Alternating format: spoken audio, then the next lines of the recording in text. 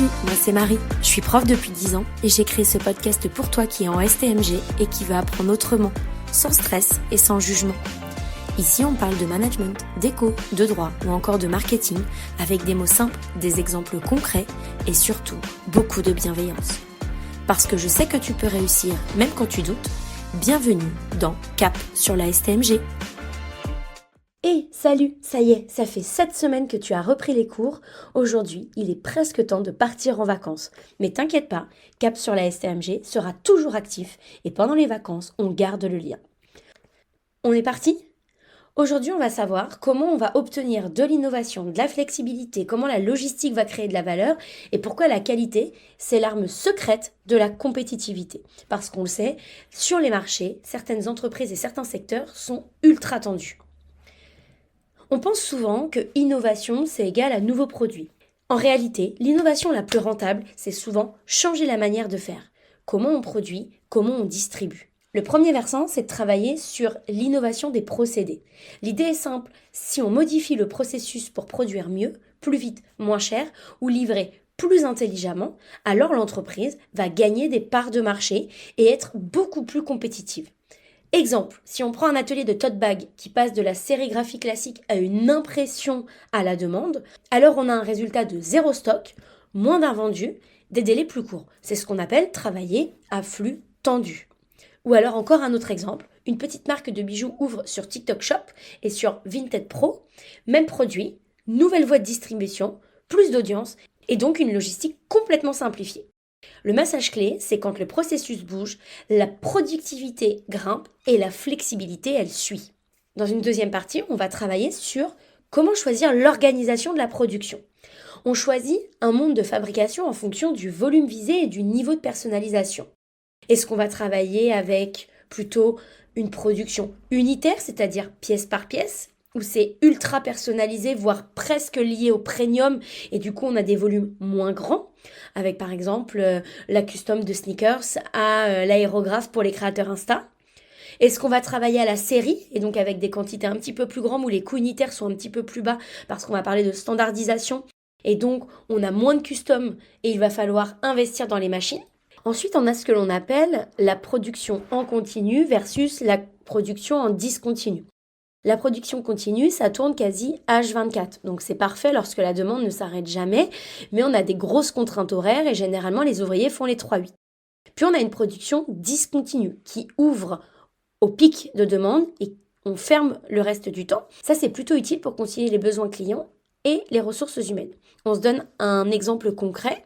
Tout ce qui va être data center, c'est ouvert en continu 24/24, à l'inverse des laboratoires de cuisine, les dark kitchen, qui eux vont s'activer le midi ou le soir, qui ne sont ouverts que en livraison, qui sont principalement des laboratoires de cuisine où il n'y a pas de salle pour recevoir.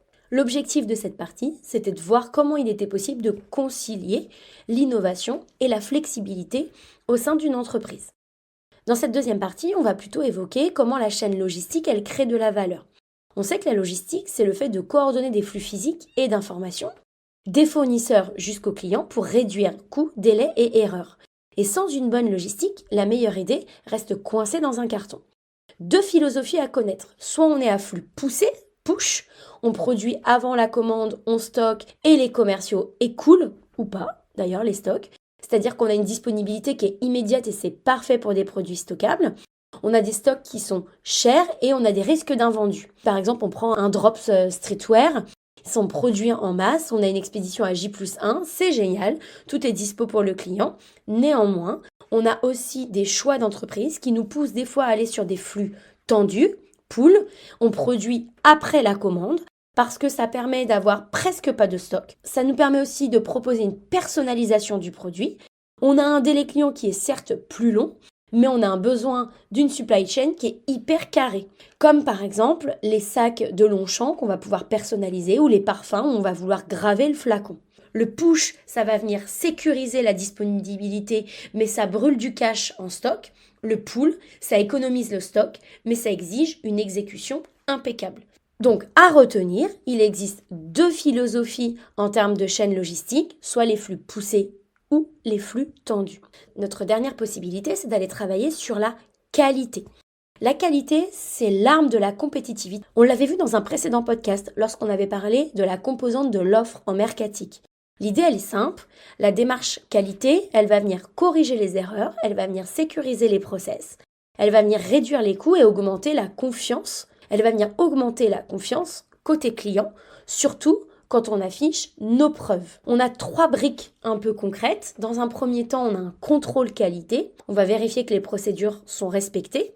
Et donc, avant d'expédier, par exemple, nos tote bags, on va faire 5 checks. On va regarder la couture, les impressions, les tâches, les étiquettes, le pliage, ce qui va permettre de réduire les retours et donc moins de SAV, moins de services après-vente à gérer. Ensuite, on a l'amélioration continue. Chaque bug devient une leçon. On documente l'erreur, on met à jour la procédure et on forme le personnel. Par exemple, lorsque tu es sur Notion ou sur Google Drive et qu'il y a un bug, l'ordinateur va te proposer une analyse pour pouvoir l'envoyer directement à celui qui a conçu le logiciel. Donc, ce qui a bugué va générer une action collective et donc on va vraiment avoir derrière un SAV qui va venir travailler. Ensuite, on a ce que l'on appelle la preuve de qualité avec les labels, les certifications, avec les NPS, les avis publics. Exemple, mon podcast, tu l'écoutes où ? Sur Spotify, Apple Podcast, sur Deezer. Tu n'oublieras pas d'aller le noter pour que je puisse avoir un taux de conversion qui soit en hausse. Donc là, on vient de voir 3 étapes importantes en termes de qualité. Et la qualité reste une arme secrète pour conquérir les nouveaux marchés. On a travaillé sur l'innovation en procédé, c'est-à-dire jouer sur comment on produit et distribue pour gagner en productivité et en souplesse. On a vu comment on devait organiser la production. Il fallait faire un arbitrage entre le volume ou la personnalisation si on était en continu ou en discontinu. On a regardé les différents types de logistique, en push ou en pull.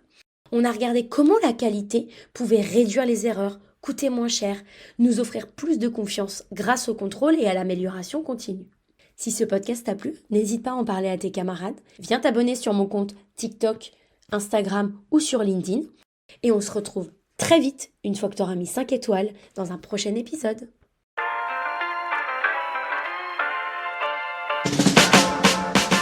Merci d'avoir écouté cet épisode de Cap sur la STMG. On se retrouve très vite pour un nouveau coup de pouce en management, éco, droit ou marketing.